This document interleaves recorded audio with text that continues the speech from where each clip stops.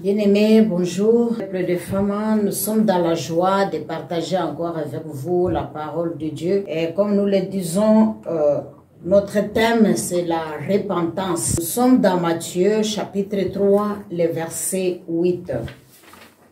La Bible dit: produisez donc du fruit digne de la repentance. Et dans notre première exhortation, nous avions dit que c'est la prédication de Jean-Baptiste qui est dans le désert, dont le prophète Ésaïe est en train de parler, de préparer le chemin, la voie du Seigneur. Il est en train de dire aux gens de se repentir car le royaume des cieux est proche. Et lorsque nous regardons aussi les Écritures, nous voyons que c'est la prédication, l'enseignement même que Jésus parlait, il parlait de la repentance. C'est ce que Jésus disait aux gens. Il est venu réconcilier le monde avec Dieu. Alors, nous avions vu que lorsque nous parlons de la repentance, c'est un principe qui est très important dans la marche chrétienne et dans la vie d'un chrétien. Lorsque Christ veut habiter ou lorsqu'il faut qu'il y ait communion entre Dieu et l'homme, il faudrait que l'âme de la personne, Christ, soit dedans, implanté dedans. Et pour qu'il soit implanté dedans, il faudrait la repentance. Il faut que la personne vraiment retourne vers son Père, retourne vers son Dieu, ses regards, et qu'il reconnaisse sa position, ses actes, ses transgressions et ses péchés.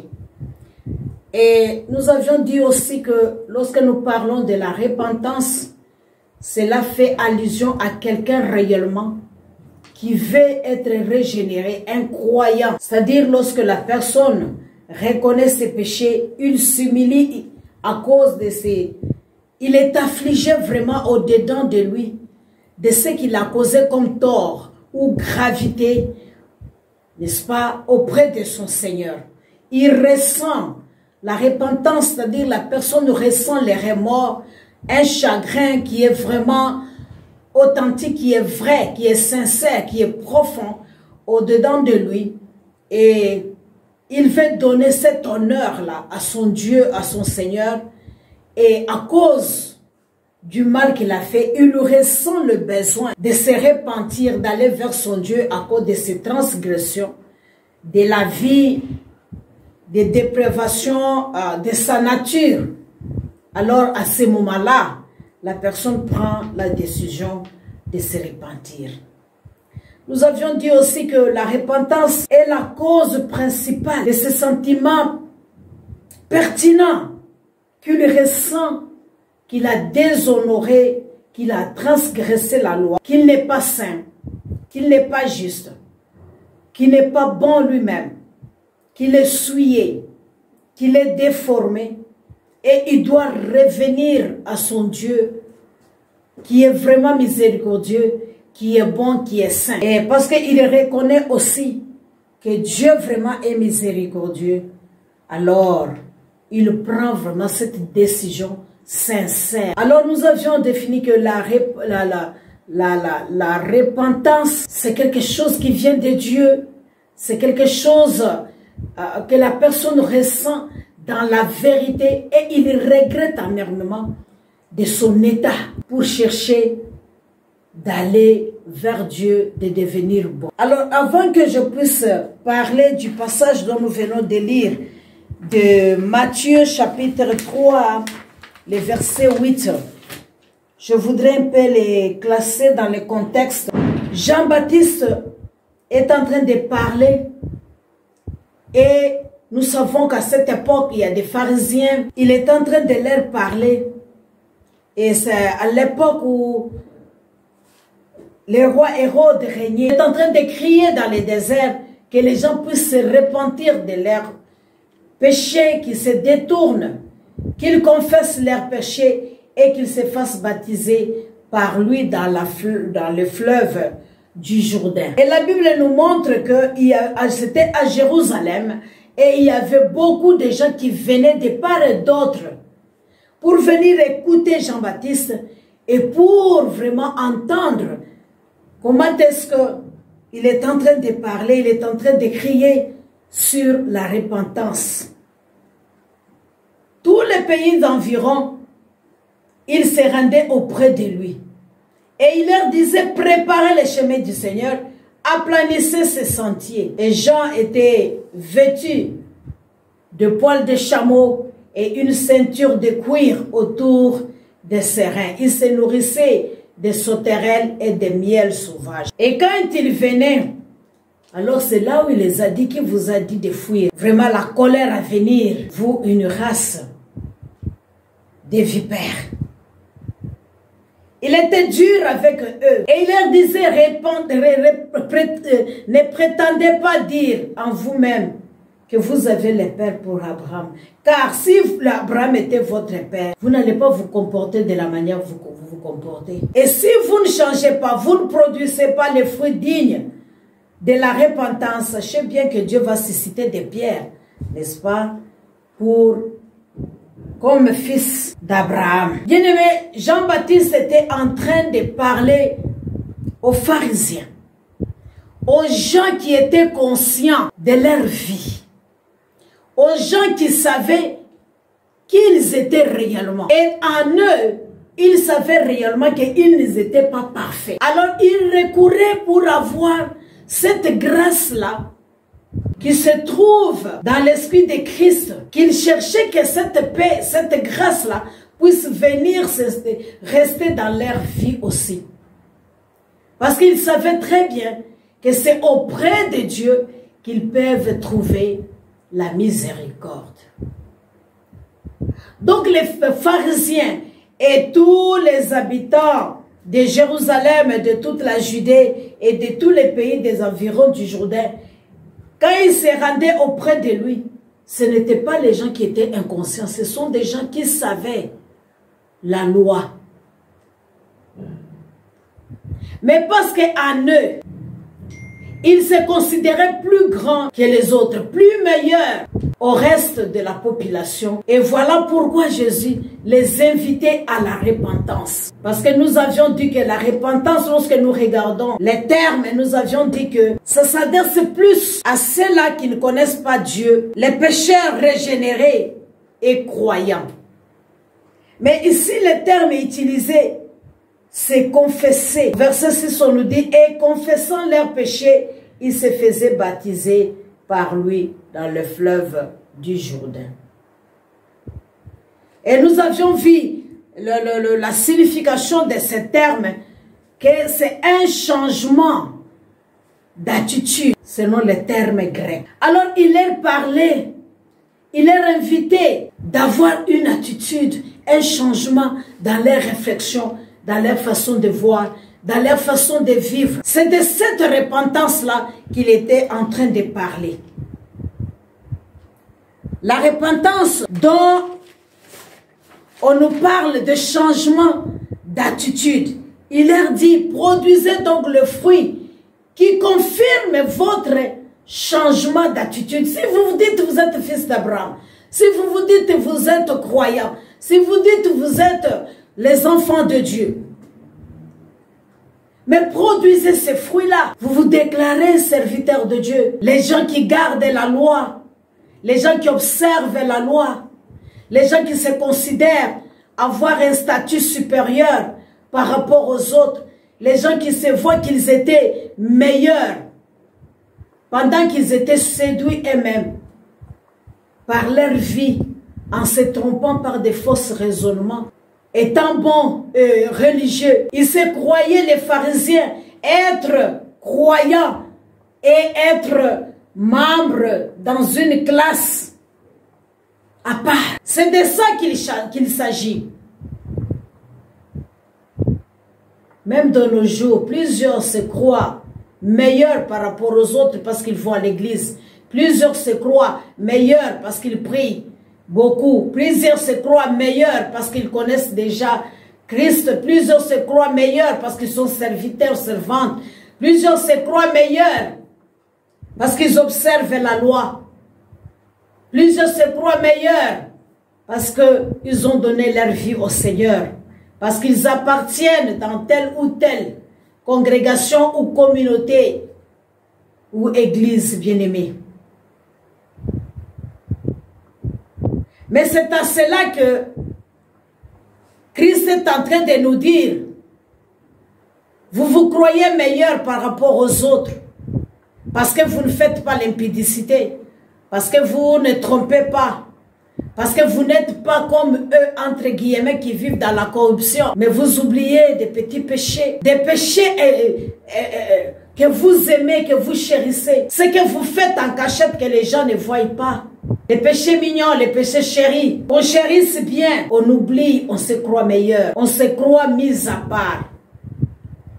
Le début de l'année, bien-aimé, je t'invite de t'asseoir, d'examiner ta marche avec le Seigneur, d'examiner ta vie avec le Seigneur, d'examiner ton comportement avec le Seigneur, d'examiner tes paroles, d'examiner tes pensées. Est-ce que tes pensées sont renouvelées? Est-ce que vraiment, ce que tu confesses, est-ce que tu as les fruits qui montrent réellement que tu as, en toi, il y a un changement d'attitude. Tu n'es plus la même personne. Tu es une nouvelle créature.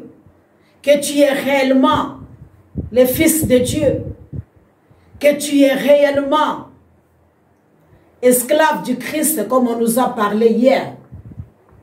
Tu t'assois auprès du Seigneur et tu obéis à Christ. Si cela n'est pas le cas, bien-aimé, sache bien que la repentance est nécessaire, la confession de péché.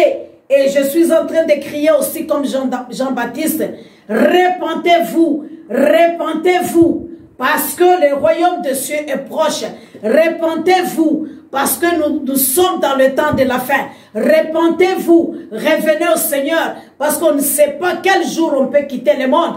On est pèlerin sur cette terre. Repentez-vous. Bien-aimé, je voudrais te donner une histoire qui peut peut-être te faire réfléchir et penser. Est-ce que tu es meilleur ou bien tu es aussi comme cette dame? Il y a un couple de diacres qui se sont mariés bien longtemps. Ils ont eu 6 enfants et le diacre travaillait dans une société, une carrière de mine. Alors chaque nuit, il devait aller travailler et c'est pendant la journée qu'il était à la maison. Alors il a fait venir son frère du village pour qu'il vienne aussi rester avec eux en ville là où il était. Et pendant qu'il partait travailler, la femme restait avec le petit frère. Et après, comme on dit toujours, ça a commencé des petites blagues, c'est ma belle-sœur, c'est mon beau-frère. Et ils ont commencé à sortir ensemble pendant que les frères étaient au travail. Et comme vous le savez, elle a eu 3e grossesse qui était l'enfant du petit frère du mari. Donc dans les 6 enfants là, il y avait aussi 2 enfants qui n'appartenaient pas au diacre, mais qui appartenaient, n'est-ce pas, au petit frère. Et parmi les 2 enfants, il y a eu une fille. La fille a grandi, elle voulait se marier maintenant. Elle vient dire à ses parents, voilà, il y a quelqu'un qui veut se présenter pour doter, pour me marier. La maman prend la résolution parce que le beau-frère, il a fini aussi par grandir, quitter la maison, se marier. Et les 2 femmes se fréquentaient, étaient devenues des amies. Ils vivaient ensemble, mais finalement, ils ont cherché leur maison, tout ça. Ils sont partis. Les jours de la dot, la maman prend la décision de dire non. Elle va inviter le petit frère, c'est lui qui va parler. Mais l'homme dit non, c'est mon enfant. Moi-même, je suis encore en vie. Je vais parler. La sœur dit non. La sœur était aussi chrétienne dans l'église. C'est la femme d'un diacre, comprenez? Et chose qu'elle a faite, la belle famille est venue. Elle a invité les petits frères. Bon, l'homme ne comprenait pas. Il a dit, bon, comme on a vécu ensemble, c'est mon petit frère. Nous sommes qu'à 2. En tout cas, je pense que, bon, il aime son beau-frère. Il l'invite. Bon, c'est notre enfant, il n'y a rien à cacher. Il n'a pas pris ça en mal. Et pendant que les gens sont installés, tout ça, le moment de prendre la parole, l'homme voulait parler, la femme dit non, tu ne peux pas parler, il faut lui laisser lui parler. Mais il y a eu de petits tiraillements, alors ils se sont retirés. Pourquoi tu ne veux pas que je parle? Qu'est-ce qui se passe? Et puis devant les gens, l'homme ne voulait pas embarrasser la femme, ne voulait pas montrer qu'ils ne se sont pas bien entendus, quoi. Il appelle la femme à côté, qu'est-ce qui ne va pas avec toi, tout ça? La femme appelle la fille. Et voilà, moi je voulais dire que c'est lui le papa de l'enfant. La fille dit non, maman, il ne faut pas me faire des choses comme ça. Parce que moi, je reconnais seulement les papas. Même si lui est mon père, mais jusqu'à aujourd'hui, là, je reconnais que c'est lui parce que c'est lui qui m'a fait grandir. Donc, il faut le laisser parler. La maman n'a pas accepté jusqu'à tel point, elle est venue même au milieu des gens pour dire que non, non, le père en soi de cet enfant, c'est l'autre. Ce n'est pas celui-ci, celui-ci l'a fait seulement grandir. Bien aimé, nous sommes en train de parler de la repentance. L'homme était surpris et choqué d'apprendre cette infidélité de sa femme devant tout le monde, les visiteurs et son petit frère. La Bible nous dit que l'homme qui attrape, n'est-ce pas, sa femme n'a pas pitié. C'est Proverbe qui le dit. Mais gloire soit rendue à Dieu parce que l'homme était patient. Il s'est retiré calmement et le petit frère a commencé à trembler.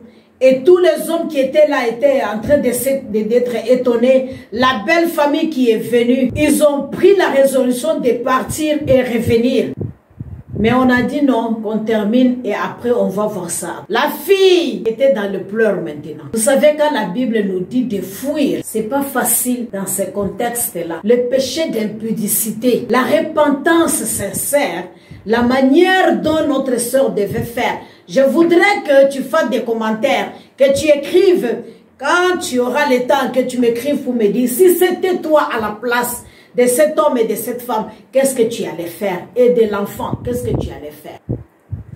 Normalement, parce que tu es dans l'alliance, tu t'es marié légalement. La première des choses, je pense que la femme a péché, c'est contre d'abord son mari. Parce que son mari avec qui ils sont en alliance là, c'est avec lui, si elle voulait régler cette histoire-là, elle devait d'abord parler avec son mari avant que les invités viennent, avant que l'enfant puisse se connaître.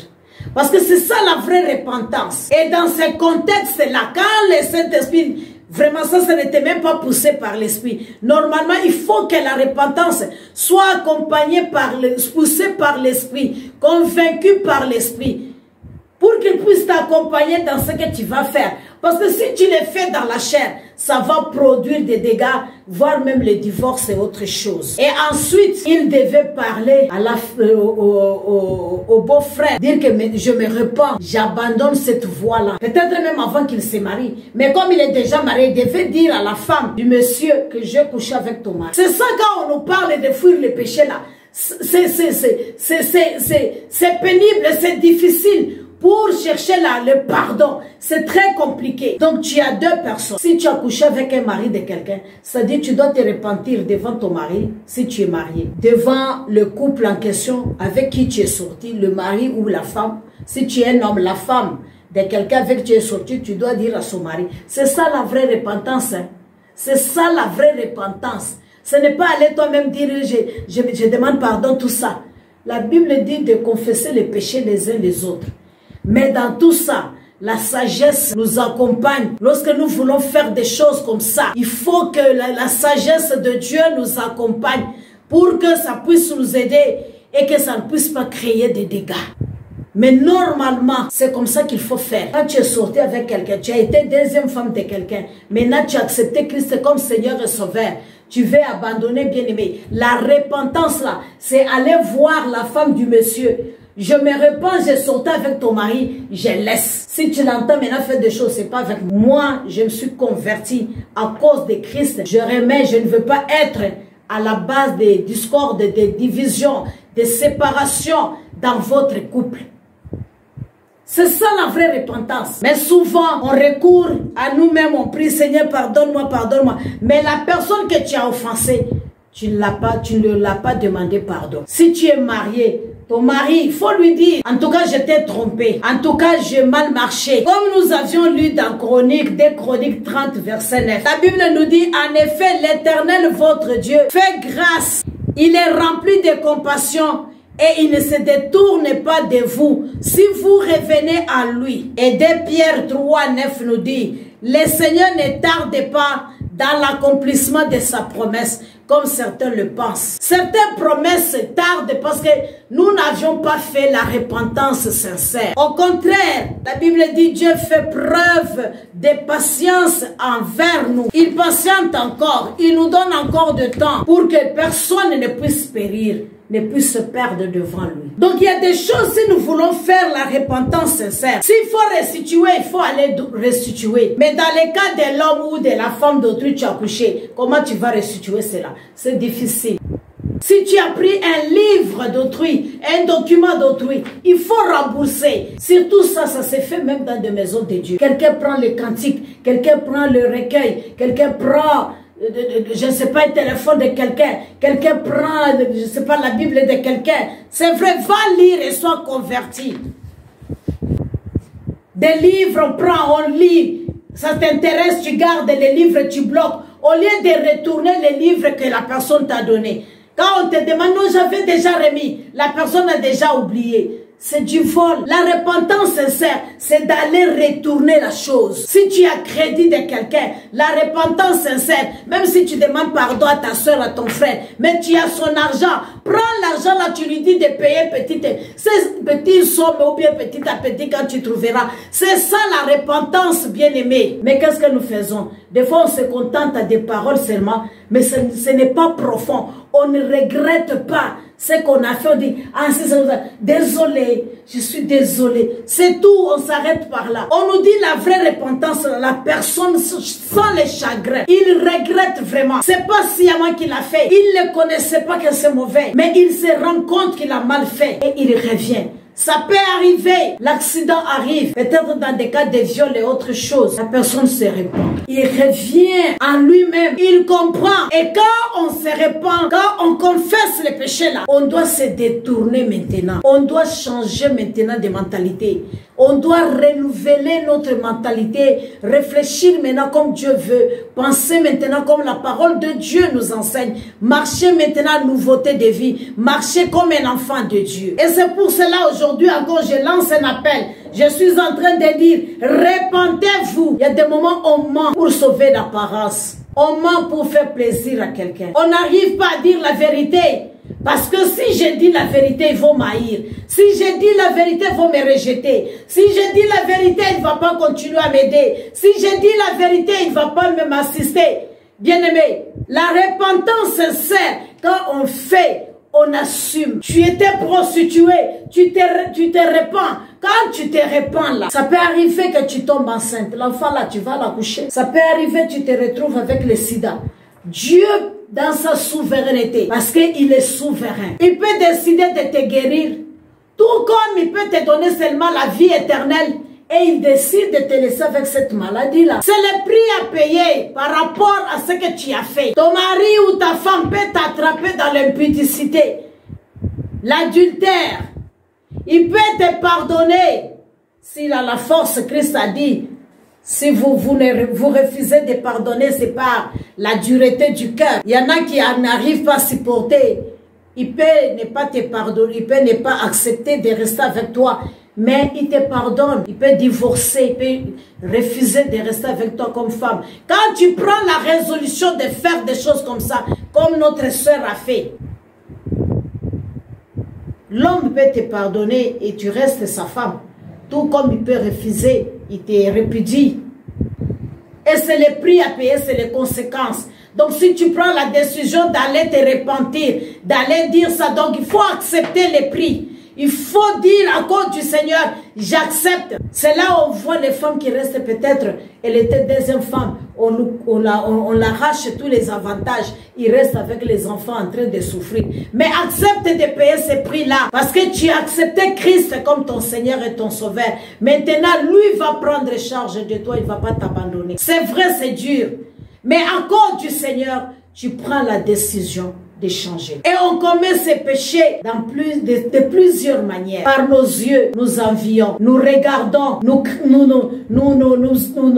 faisons vraiment dénigrer les gens par notre façon de voir. On regarde comme les pharisiens ont regardé d'autres peuples, se disant nous sommes meilleurs, se considérant vraiment être saint par rapport aux autres. C'est pourquoi moi j'ai toujours dit, il ne faut pas juger d'autres communautés. De dire oui, oui, et là, ils n'iront pas au ciel. C'est Dieu qui va les juger. Il ne faut pas les juger. Il faut les aimer. Il faut prier pour eux. Si tu vois que telle personne ne marche pas conformément à la parole de Dieu, il ne faut pas se moquer de lui. Parce que la même chose que tu es en train de crier nuit et jour là, c'est dans cette chose-là qu'on peut te retrouver aussi. Tu peux aussi tomber dans ça là. Personne n'est épargné. Parce que Satan est rusé. Et le pasteur Kassongo, il dit toujours qu'il est notre aîné. Donc il sait comment jouer. Ce qu'il faut faire, il faut demander la grâce de Dieu. Alors aujourd'hui, je vais te parler de 8 signes. Lorsqu'on veut faire vraiment la vraie repentance. Parce qu'il y a des gens aussi qui refusent, qui s'entêtent eux-mêmes, n'est-ce pas, de demander pardon. En mentant, en disant oui, je suis désolé. Alors qu'ils ne regrettent même pas, qu'ils ne le sont même pas. Et là, c'est l'attitude d'hypocrisie. Ayant la sympathie ou la compréhension de ce qui est la repentance biblique. Mais ils refusent volontairement. Ils se disent qu'eux, ils ne peuvent pas descendre. J'ai vu quelqu'un qui a dit, ne t'humilie jamais devant quelqu'un pour lui demander pardon ou quoi que ce soit, parce que Dieu est de ton côté. Ça, c'est mal comprendre les Écritures et mal interpréter les Écritures. Et je lui ai répondu carrément que c'est l'attitude d'orgueil. Et si tu te prends sage à tes propres yeux, sache bien que tu es malheureux. Parce que quelqu'un qui prend la décision de ne jamais demander pardon à quelqu'un, de ne jamais s'humilier, de ne jamais aller vers une personne, qu'il soit élevé ou pas, qu'il soit riche ou pas. Mais bien aimé, l'adverbe même jamais que tu utilises là, c'est trop fort. Mais en quoi tu es un enfant de Dieu? Parce que la Bible nous dit d'être humble de cœur, de ne pas avoir une haute opinion de soi-même, de considérer l'autre comme étant aussi grand ou meilleur par rapport à toi. C'est ça l'humilité. De voir aussi que tu es imparfait, comme les pharisiens l'ont fait. Ils ont compris qu'étant humains, ils ne sont pas parfaits. C'est pourquoi ils couraient vers Jean-Baptiste pour entendre cette parole de repentance, afin qu'ils se repentent, afin que leur mentalité change, qu'ils changent de comportement, qu'ils changent la manière de penser, qu'ils changent leur manière de se comporter, afin qu'ils puissent produire les fruits qui confirment leur changement de cœur, qui confirment leur alliance avec Dieu, qui confirme leur salut, qui confirme qu'ils sont enfants de Dieu, qui confirme qu'ils sont serviteurs de Dieu, qui confirme vraiment qu'ils sont esclaves de Christ, qui confirme réellement qu'ils sont fils de Dieu bien-aimé. Les fruits dignes. As-tu les fruits? Et si tu veux, tu peux lire Galates 5, les fruits de l'esprit. Je pense le verset 22. On peut me lire rapidement Galates 5. Le verset 22. Galates chapitre 5, verset 22. Au contraire, voici ce que l'Esprit Saint produit. Voici ce que l'Esprit Saint produit. Amour. L'amour. La joie. La joie. La paix. La paix. La patience. La patience. La bonté. La bonté. Le service. Le service. La confiance dans les autres. La confiance dans les autres. La douceur. La douceur. La maîtrise de soi. Et la maîtrise de soi. Voilà les fruits, c'est un seul fruit, mais qui porte tous ces éléments-là. Lorsque nous nous repentons sincèrement, le mal quitte à nous, l'amertume quitte à nous, les chagrins quittent à nous. Maintenant, l'Esprit de Dieu qui nous a convaincus de nous repentir, il vient maintenant avec le fruit, ces fruits-là, qui va maintenant engendrer, qui va maintenant rester à nous et qui va produire la joie, qui va produire la paix, qui vient de la repentance.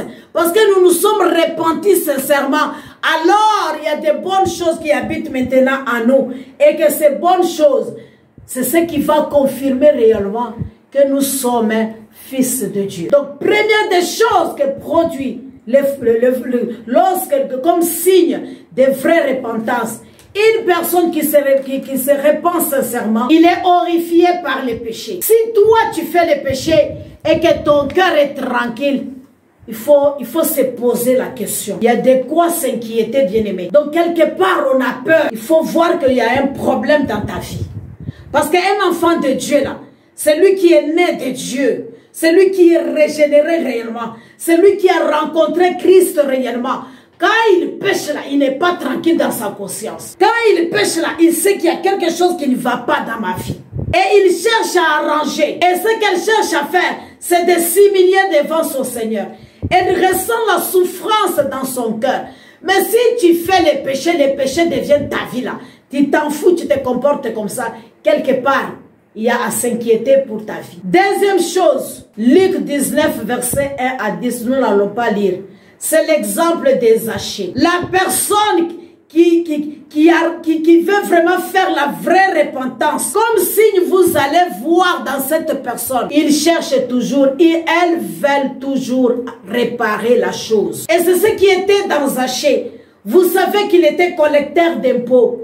Mais quand il a rencontré Christ, quand Christ est venu dans sa maison, il a dit il va retourner les doubles même de ce qu'il a pris. Il a reconnu. Donc quand on se répand là, notre conscience, la première des choses, ta conscience te reproche parce qu'il est comme un soldat de notre vie. Il te dit attention, il te dit tu as mal parlé, il te dit tu as mal agi, il te dit tu as mal compris, il te dit tu as mal répondu, il te dit non, non, non, non, non, c'est pas correct ce que tu fais là, à ton mari ou à ta femme, à tes parents ou à tes enfants, ce n'est pas bon, à ta belle-mère ou à ton beau-fils, à ta belle-fille, ce que tu fais c'est pas bon. Il te reproche, ta conscience te parle, et quand ça te parle, tu n'es pas tranquille, tu prends la décision d'arranger, c'est ce que j'ai dit, quels que soient les péchés, ce que tu cherches c'est d'arranger, et tu dois être conduit avec les sentiments que Dieu met en toi. Parce que la repentance, c'est Dieu qui met ce sentiment en nous. Ça ne vient pas d'un homme, ça vient de Dieu. L'Esprit de Dieu te donne ces sentiments. Et tu prends maintenant la résolution. Tu regrettes au-dedans de toi. Et maintenant, amèrement, tu prends la décision de dire, ce que j'ai vu n'est pas normal. Ce que j'ai fait n'est pas bien. J'ai causé du tort à mon frère, à ma soeur, à mon ami. Alors qu'est-ce que je fais? Je vais chercher à arranger. Et c'est ce que Zachée a fait. La troisième des choses que vous allez voir, si la personne vraiment a fait la vraie repentance, c'est l'acceptation des conséquences. On accepte les conséquences. Je voudrais qu'on me lise d'abord Luc 23, verset 40, je pense. Luc chapitre 23, versets 40 à 43. Mais le deuxième bandit fait des reproches au premier en lui disant, tu es condamné à mort comme cet homme et tu ne respectes même pas Dieu. Pour toi et moi, la punition est juste. Oui, nous l'avons bien mérité, mais lui, il n'a rien fait de mal. Ensuite, il dit à Jésus, Jésus, souviens-toi de moi quand tu viendras comme roi. Jésus lui répond, je te le dis, c'est la vérité. Aujourd'hui, tu seras avec moi dans le paradis. L'acceptation des conséquences comme troisième point. Nous voyons que ce brigand accepte les conséquences. Il dit, nous les méritons, mais Christ est innocent. Et de deux, il accepte sa position, il reconnaît l'autorité de Christ, malgré Christ était avec lui à la croix. Ils disent, pour nous c'est juste, car nous recevons ce qu'on mérite nos crimes, mais celui-ci n'a rien fait de mal. Quand on fait la vraie repentance, on reconnaît l'autorité de Christ. Ce que Christ est venu faire sur la croix, la vie que Christ nous a donnée, on se reconnaît, on dit oui, je reconnais, je suis pécheur. Ma position, on reconnaît cette position et on cherche à ce que nous soyons acceptés et pardonnés. On se soumet à cette autorité-là. Et nous voyons, il accepte la loi. D'être jugé, d'être condamné, de mourir à la croix. Parce qu'il sait qu'il mérite cela. Il assume les conséquences. Mais souvent, qu'est-ce qui arrive quand nous commettons le péché? On n'assume pas. On veut pointer des doigts aux autres.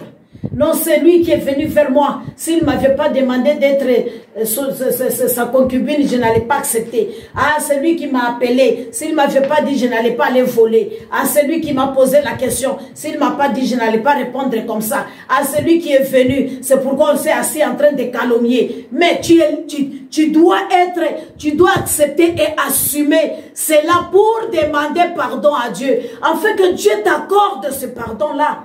Ah, parce que mes parents m'ont abandonné. Ah, parce que ma mère m'a abandonné. Ah, parce que ma tante me faisait souffrir. C'est pourquoi je me suis lancée dans la prostitution. Non! Bien-aimés, nous sommes tentés par notre envie. Dieu ne tente personne. Notre envie, nos désirs charnels nous attirent, nous poussent à faire le péché. Donc c'est à nous de reconnaître le péché là et demander tout simplement pardon, reconnaître que je suis pécheur. Le brigand dit à son ami, ne crains-tu pas Dieu? Et il tourne et il regarde à Christ et dit, Seigneur, souviens-toi de moi. Et nous voyons que Jésus-Christ est valide et lui rassure le salut d'être avec lui le même jour dans le royaume de Dieu. Souvent on n'assume pas, on ne veut pas accepter, on condamne. C'est la situation actuelle. C'est manque d'argent qui m'a poussé à faire. Ah, c'est parce que j'aime trop le sexe et puis mon mari n'est pas là, je n'ai pas de mari, qu'est-ce que j'ai fait? Je me livre vraiment à tout bout des champs. En tout cas, je n'ai pas de solution pour me faire plaisir. On se donne des raisons et on condamne les autres, on pointe des doigts. C'est à cause de ceci ou de cela. Quatrièmement, la vraie repentance comme quatrième signe, ou quelqu'un qui veut faire la vraie repentance, ou qui a déjà fait la repentance que nous observons, et n'entendent pas qu'on lui dise de demander pardon. Il ressent cela et il a peur. Est-ce qu'on peut me lire Genèse 32, le verset 7 à 12. Il a peur lui-même. Genèse 32, verset 7 à 12. Les messagers reviennent auprès de Jacob. Ils disent, nous sommes allés voir ton frère Ésaü.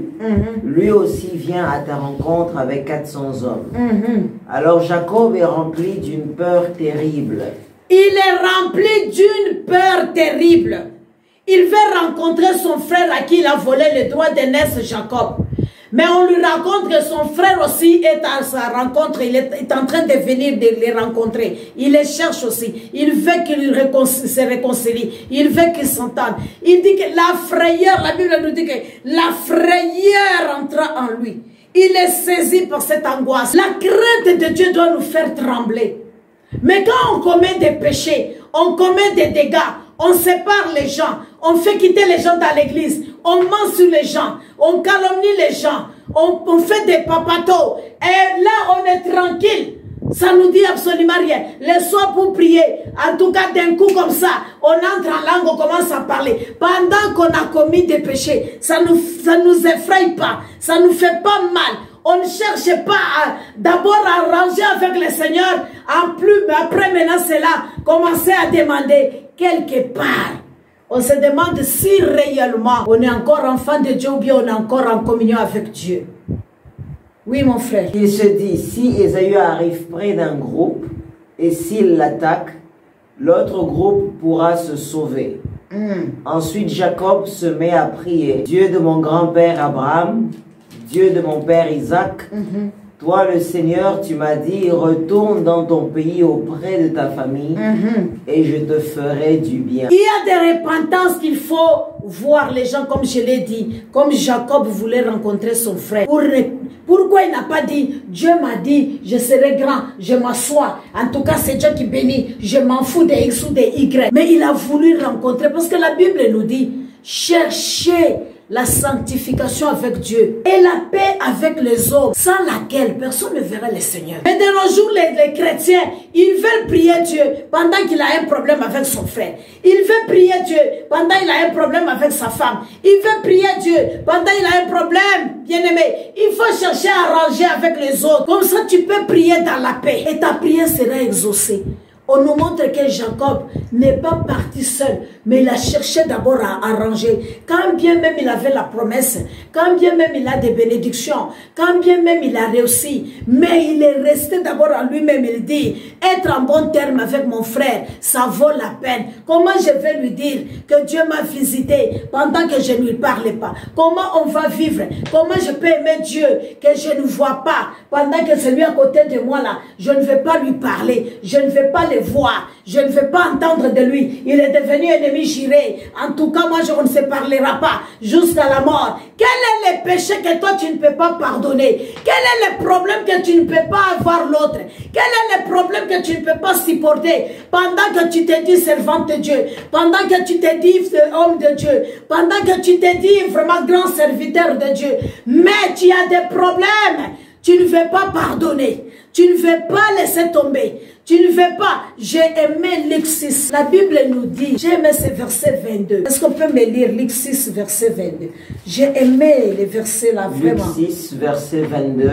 Vous êtes heureux quand les gens vous détestent. Vous êtes heureux quand les gens vous détestent. Quand ils vous rejettent. Quand ils vous haïront, ils vous rejettent, vous êtes heureux. Quand ils vous insultent. Quand ils vous insultent, vous outragera, vous êtes heureux. Quand ils disent du mal de vous, quand ils vous chasseront et qu'ils diront du mal de vous, vous êtes heureux. Et j'ai aimé les derniers versets, les versets 26, le verset 26, pas les derniers, mais les versets 26. On dit quoi?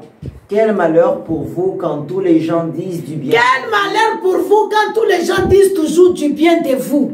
En effet, leurs ancêtres ont agi de cette façon. En effet, leurs ancêtres ont agi de cette façon. Leur père a regardé de faux prophètes. Donc, c'est un faux prophète qu'on parle de bonnes choses. Bien aimé, c'était une révélation pour moi. Parce que des fois, nous pleurons quand on témoigne mal de nous.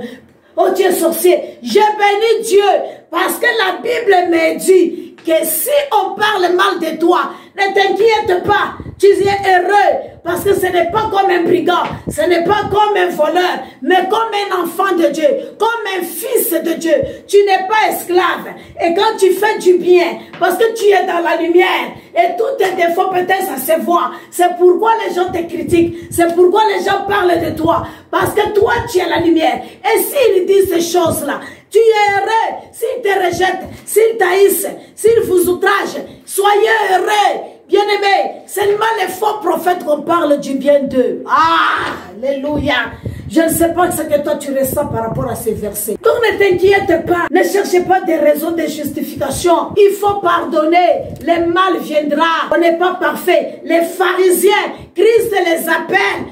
Portez les fruits dignes de ce que vous confessez. Confirmez-les par le changement des attitudes, par le changement des comportements, par le changement d'ajustement, par le changement de manière de s'habiller, de se comporter, de faire. Parce que bien aimé, tout notre corps des fois peut être souillé par notre manière d'être. Nos pieds partent dans les endroits où nous ne devons pas être. Nos mains touchent des choses qu'on ne devait pas toucher. Nos yeux regardent, apprécient des pornos, des choses qui se passent partout. Nos yeux regardent, bien aimé, et nous suivent. Nos bouches parlent. Nos oreilles entendent, nous voulons entendre ce que le méchant dise, ce que le mauvais dise.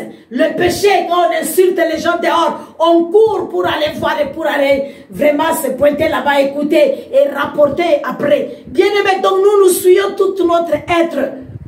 Alors nous devons chercher à arranger cette vie-là avec le Seigneur, à nous repentir, à confesser comme les pharisiens. Et cinquièmement, donc la frayeur doit nous animer.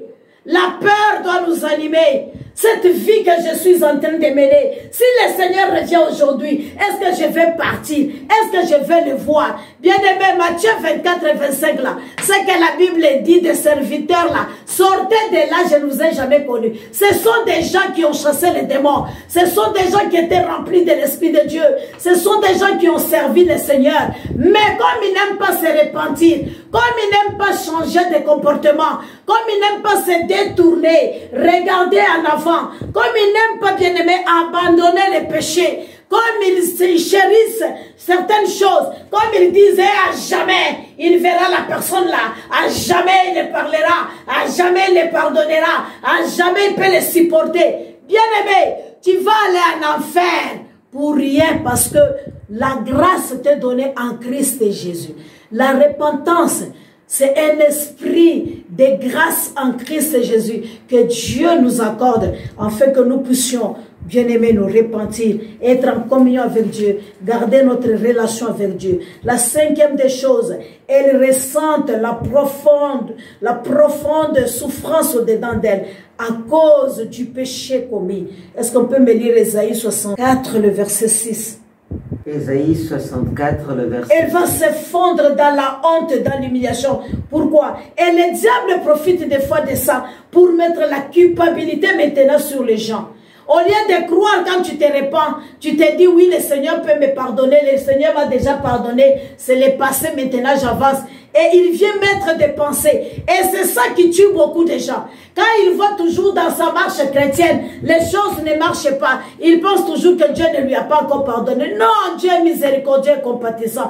Quand nous nous repentons, bien-aimés, il est fidèle et juste pour nous pardonner. Donc, crois à la grâce de Dieu. Crois au pardon de Dieu. Hier, je vous ai lu Matthieu chapitre 1. Je vous ai parlé de Rahab. Je vous ai parlé, bien-aimés, de la femme. Matthieu chapitre 1.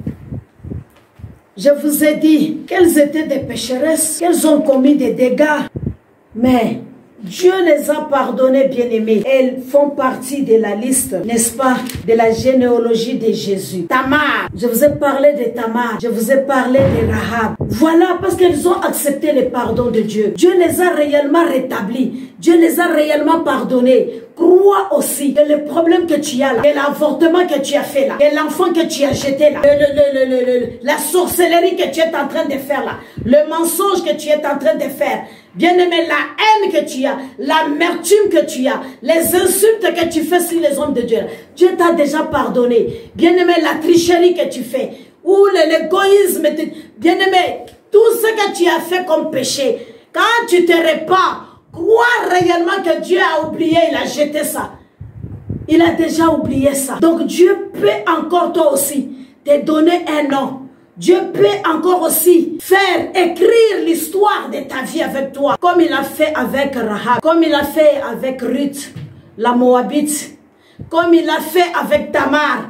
Une femme qui a couché avec son beau-père. Dieu est capable de te pardonner. Quel est le péché que tu as fait, que tu penses que Dieu ne peut pas t'accepter dans sa présence? Je te présente cette grâce de Dieu. Approche-toi à cette grâce de Dieu. Dieu va te pardonner. Dieu va te laver. Il oublie même que tu as péché. Il n'a pas affaire à ce que tu as fait. Il a affaire à ton âme. Et ton âme là, si ça revient vers lui, comme nous avions lu les Écritures, il est prêt pour t'accueillir. Il est prêt pour t'accepter tel que tu es, bien-aimé.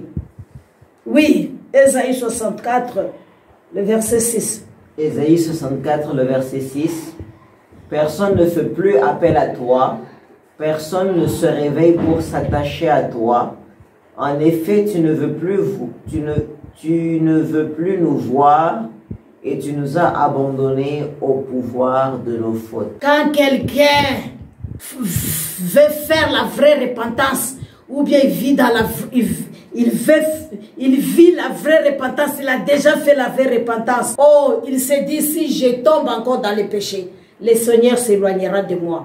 Donc je ne dois plus retourner encore dans ça. Il prend la résolution de dire, Seigneur, ne m'abandonne pas, ne me laisse pas dans mes faiblesses, viens me secourir, viens m'aider. Il veut vraiment qu'il quitte dans cet état-là. Il prend la décision. Il ne reste pas dans le même état. Il ne reste pas dans le même péché. Il ne continue plus. Mais il fait la métanoïa, le changement. Il se détourne. Il fait le changement des voies qu'il était en train de suivre. Sixièmement, il change le comportement. Quand tu es toujours dans les mêmes comportements, ah, c'est comme ça moi je suis. Personne ne va me changer. C'est comme ça que Dieu m'a créé. En tout cas, on m'accepte comme ça ou pas. Non! Quand on se répand de certaines choses, on te reproche de certaines choses, tu prends la décision de chercher à devenir meilleur, à changer, à plaire à ton Dieu. Non pas aux hommes, mais à ton Dieu. Et c'est pour cela nous voyons que beaucoup de chrétiens sont restés en étant des barrières de salut pour les autres. Parce que quelque part, ils se disent, ils servent le Seigneur. Mais leur comportement réunit le Seigneur. Leur langage réunit le Seigneur. C'est le langage des prostituées. C'est le langage des voleurs. C'est le langage de méchanceté. C'est le langage des tueurs, des bagarreurs. C'est le langage des querelleuses. C'est le bien-aimé. Avec ça, ça ne peut pas mener les gens au Seigneur. C'est le langage des calomnies. Elles ne peuvent pas rester toute la journée prier, adorer le Seigneur, échanger sur la parole de Dieu. Non, non. Pendant qu'ils se disent chrétiens, c'est eux qui citent les noms des gens. Ils sont avec les païens, mais ils parlent des frères et sœurs en Christ. Ils parlent. Les gens regardent et disent, je ne viendrai pas dans leur église. Et même ils se critiquent. eux-mêmes ils ne s'aiment pas. Est-ce qu'ils peuvent nous aimer nous? On devient des blocages pour les autres. On vit avec une femme païenne. La manière dont tu te comportes, la femme d'ici, c'est ça la vie chrétienne là. Un mari chrétien là, moi je n'irai pas dans son église. L'homme aussi la même chose. Il dit si c'est ça la femme chrétienne là, les comportements comme ça là, les insultes comme ça là, les manques du respect comme ça là, je ne viendrai pas dans leur église. On devient des blocages. Pourquoi? Parce qu'on ne veut pas changer notre comportement. La parole de Dieu crie vers toi aujourd'hui. Produisez les fruits dignes de la repentance. Confirmez votre changement par des attitudes. Comportez-vous comme la parole de Dieu vous dit. Qu'on voie en vous que vous êtes chrétienne ou chrétien. Et c'est en ce moment-là, le fruit de l'esprit là, quand ça se voit, les gens bénissent le Seigneur. Les gens s'approchent pour manger les fruits. Les gens s'approchent pour cueillir. Parce qu'on jette des pierres à l'arbre là où il y a les fruits. Et j'ai aimé Luc chapitre 7, il nous dit, c'est le fruit qui distingue les arbres. On reconnaîtra l'arbre que par ses fruits. Alors quel genre de fruits que tu produis? C'est toi qui couches avec le mari des gens. C'est toi qui cours. Je vais ouvrir une parenthèse. Quand un homme par exemple même vient vers toi là, te dire oui, oui, je t'aime, tout ça. Et puis tu refuses.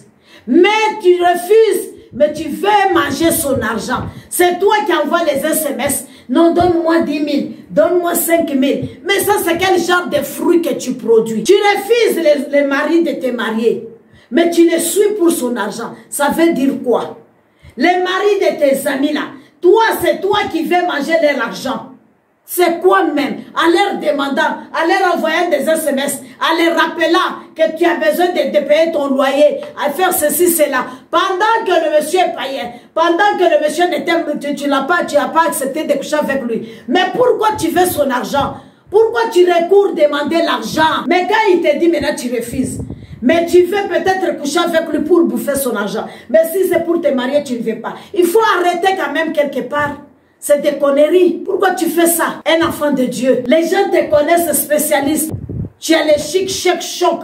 Partout, celui-ci, celui qui va payer ton loyer. Celui-là, celui qui va acheter tes habits. L'autre est là, celui qui te fait sortir dans des restaurants. Mais dimanche, tu es dans l'église. Produis les fruits dignes. Des changements de mentalité. Des changements de comportement. Que l'évangile qu'on t'a prêché, que tu as entendu. Celui qui fait la vraie repentance ne retourne plus dans ce qu'il a vomi.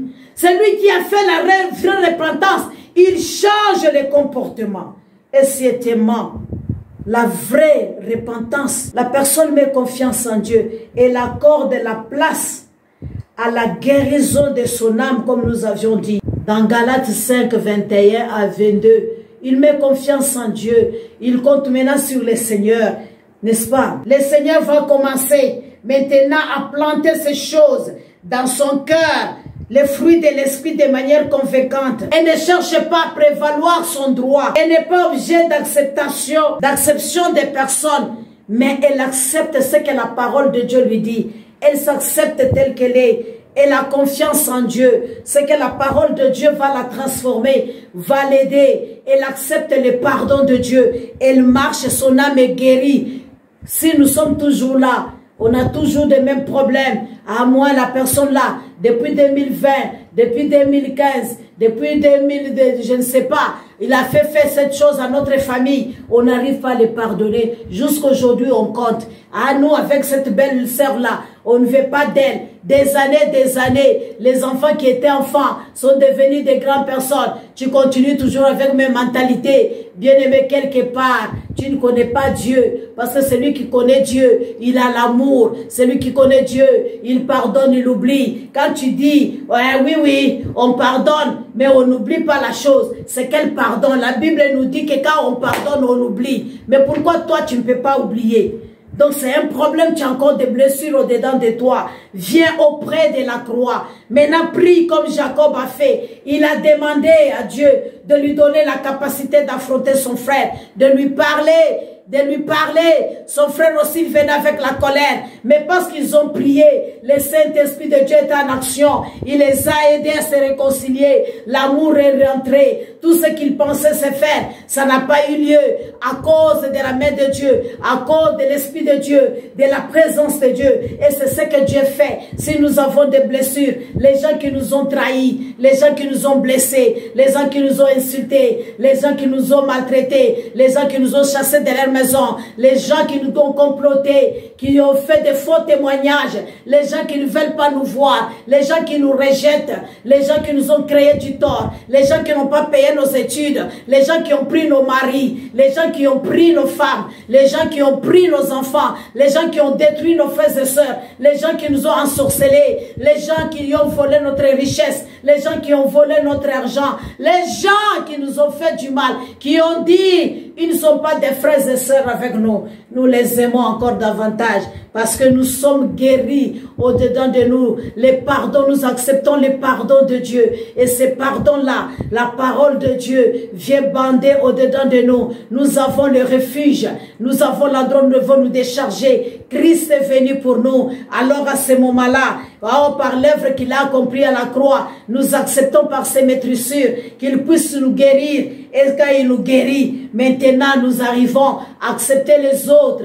Parce que le fruit de l'esprit commence à se planter à nous. Le fruit de l'esprit commence à s'engendrer, commence, bien aimé, à grandir, commence à pousser à nous. Alors à ce moment-là, nous produisons des fruits. Notre mentalité change. Quand nous voyons ces gens-là, nous ne les voyons plus comme des ennemis. Quand nous voyons ces gens-là, nous ne les voyons plus comme des maltraiteurs, des malfaiteurs plutôt. Quand nous voyons ces gens-là, nous ne les voyons plus comme des prostituées. Quand nous voyons ces gens-là, nous ne les voyons plus comme des ennemis jurés. Quand nous voyons ces gens-là, nous les voyons comme nos frères et sœurs en Christ et que l'amour de Dieu les aime aussi. Quand nous voyons ces gens-là, nous voyons comme des gens à qui nous pouvons encore faire du bien. Quand nous voyons ces gens-là, oh, la miséricorde, la compassion de Dieu nous envahit. Nous ne voyons plus comme des ennemis, mais comme nos frères, comme des êtres humains à qui nous pouvons encore tendre notre main, à qui nous pouvons encore rendre service, à qui nous pouvons encore visiter, avec qui nous pouvons encore vivre et faire marche ensemble avec le Seigneur. Et le dernier point, elle est stupéfaite qu'on lui pardonne. Quand on lui pardonne, la repentance, la vraie repentance, la personne qu'on accorde les pardons, bien aimé, il vient davantage vers Dieu. Il est stupéfait. Il est content parce qu'il ne s'attendait pas à ces pardons. Il remercie le Seigneur. Est-ce qu'on peut me lire Genèse 33, verset 10 pour clôturer? Il est content, bien-aimé. Voici les 8 points qui montrent la vraie repentance. Lorsque quelqu'un fait réellement la repentance, le fruit de la repentance se fait voir. On attend qu'il a regardé amèrement, sincèrement d'avoir mal agi. Il entend les choses autrement. Parce que le métanoïa vient plutôt du grec qui veut dire changer l'entendement. Changez votre façon de comprendre la parole de Dieu. Changez votre façon d'agir. Changez votre façon de faire. La vraie repentance, bien-aimé, consiste donc à reconnaître notre condition réelle et son fruit nous amène à prendre des décisions, produisent des changements durables à nous. Ça produit des changements durables à nous. Est-ce qu'on peut nous lire Genèse pour terminer? Genèse 33, verset 10. Jacob dit, non, je t'en prie, si tu ne m'en veux plus, accepte ce cadeau que je te fais. Jacob dit, je t'en prie. Ton visage a été pour moi comme le visage de Dieu. Les gens se donnent encore des cadeaux parce qu'ils se sont pardonnés sincèrement. Pourquoi on n'aime pas manger chez ma soeur? Pourquoi tu n'aimes plus manger chez ton frère? Pourquoi tu n'aimes plus lui donner quelque chose? Pourquoi tu ne peux pas lui payer encore des transports? Pourquoi tu ne peux pas payer encore les études? Pourquoi tu ne peux pas encore assister, lui donner du travail? Pourquoi tu ne peux pas encore faire du bien? Parce qu'on a accordé les pardons. Jacob a donné encore des cadeaux à son frère. Je t'en prie, prends ces choses. Prends encore ces cadeaux, bien-aimés. Oui, frère. Jacob, en effet, tu as été bon pour moi. Tu as été bon pour moi. Il reconnaît qu'il a été bon pour lui. Est-ce que nous pouvons aussi reconnaître que d'autres frères et sœurs, lorsque nous nous repentons sincèrement, lorsque nous voyons ces choses être dans notre vie, bien aimé, ce que nous voyons encore, nous pouvons encore donner de l'espoir. C'est ce que Christ a fait avec Pierre. Quand Pierre l'a renié, mais Christ a ressuscité, il est parti encore vers Pierre. Il lui a dit, jette encore le filet à ta droite. Il a jeté et il a tiré des gros poissons. Bien aimé, il lui a fait encore du bien et il lui a établi. Il dit encore, oh, paix mes brebis. Il n'a pas laissé bien aimé. Il n'a pas laissé bien aimé. D'où vient la pensée de dire, c'est lui qui t'a fait du mal, il te fera encore. Fais attention avec lui. Mais ça n'a pas été le cas avec Christ. Nous voyons que Pierre s'est levé. Il est parti évangéliser. Il s'est mis dans l'œuvre de Dieu. Christ lui a donné encore confiance. Pourquoi nous ne pouvons pas donner confiance aux autres? Lorsque nous nous repentons sincèrement de la chose, pourquoi nous gardons toujours rancune? Pourquoi nous avons toujours peur des autres? Quand on pardonne, on oublie. Quand on pardonne, on restaure l'autre. Quand on pardonne, on se donne encore des cadeaux, parce qu'il t'a fait du bien aussi dans la vie. Il n'y a pas que le mal. C'est pourquoi les gens du monde disent toujours, il faut regarder aussi du côté du bien. Ne vois pas seulement le mal que la personne a fait. Vois aussi du bien. Quand tu vois du bien là, tu vas pardonner, tu vas oublier. Parce que l'amour couvre les multitudes de péchés. Et c'est ce que Dieu fait. Lorsqu'il nous aime, il s'est donné. Et quand il a donné, son amour couvre nos péchés. Et quand nous péchons, derrière le sang de Christ, nous nous présentons. Dieu nous accepte, non pas parce que nous sommes justes, mais cette justice-là, c'est derrière Christ, c'est derrière la croix, c'est derrière l'œuvre que Christ a accomplie, le sang qu'il a versé à la croix, il nous voit encore justes. C'est pourquoi chaque jour, quand nous tombons dans nos péchés, nous venons confesser, nous venons nous repentir devant le Seigneur, il ne nous met jamais dehors, il nous accepte tels que nous sommes. Il nous donne encore au-delà de ce que nous attendons, de ce que nous voulons. Que Dieu vous bénisse abondamment. Et je voudrais, bien aimé, que le pardon soit sincère. Je te rappelle que tu as péché, tu es pécheur. Dieu t'a pardonné, Dieu t'a accepté tel que tu es. Accepte aussi de pardonner l'autre. Accepte aussi que l'autre Dieu peut le pardonner. Et vivons dans cette communion. Parce que Christ est venu nous pardonner. Et au ciel, il n'y aura pas le ciel pour telle nation. Il n'y aura pas le ciel pour telle tribu. Il n'y aura pas le ciel pour telle race ou telle langue, pour tel genre. Non, nous serons tous ensemble parce que Christ nous aime. De la même manière, il a versé le sang à la croix et il nous donne sa vie. Et cette vie, c'est dans l'abondance. Il nous aime, nous tous, comme ses enfants. Mais revenons à lui, revenons à Dieu et il reviendra vers nous. Si nous les rejetons, il va aussi nous rejeter. Que Dieu vous bénisse abondamment.